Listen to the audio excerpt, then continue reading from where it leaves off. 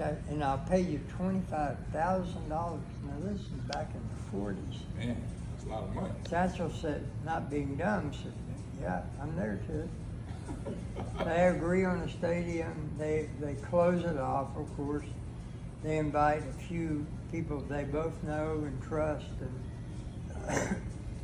and Satchel shows up. Ted Williams shows up.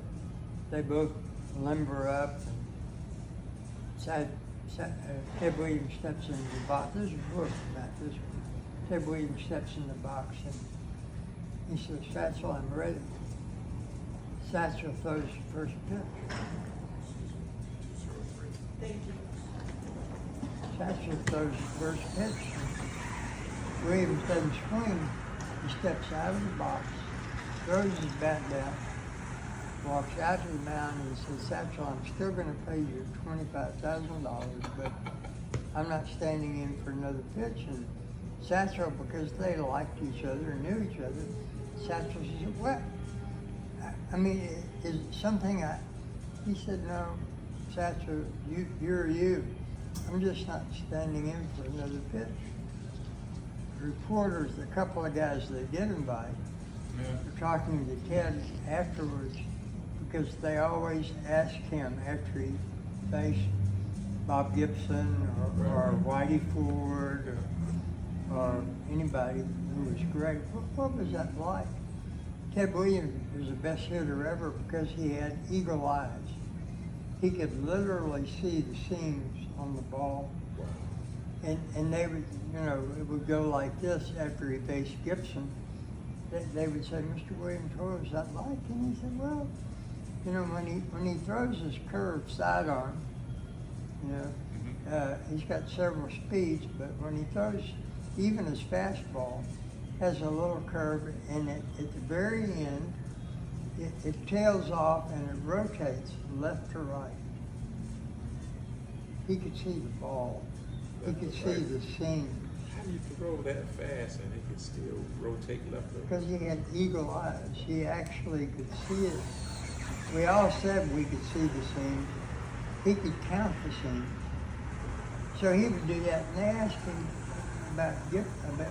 about Satchel, but with him, why did you step out? He said, I tell you what Satchel's pitch looked like. He said, the first pitch was a little high and tight, wasn't brush back, because Satchel didn't need a brush back. Everybody was scared to death to step in the box to begin with, as we all were with really good fastball pitchers. But he said, well, gentlemen, I tell you, the nearest I could tell, that ball looked like an aspirin. And they said, really? He said, yeah. I can see the seam. I can count the seam. I can usually see the rotation on the ball. I can see the movement on the ball if it goes up or down, or that's why I tell you. But Satchel's ball looked like an aspirin. Could not see a single seam. And he said, I thought even the Satchel Paige can make a mistake. And if he does, that ball would kill me. Wow. And he said, so I wasn't standing in for another pitch. And that's when Ted Williams said, nobody was ever even close to Satchel. They said if they had no speed gun back then. Right. But he said, let's say I faced the fastest plane. And if their ball was 100 miles an hour, Satchel's had to be at least 125 miles an hour.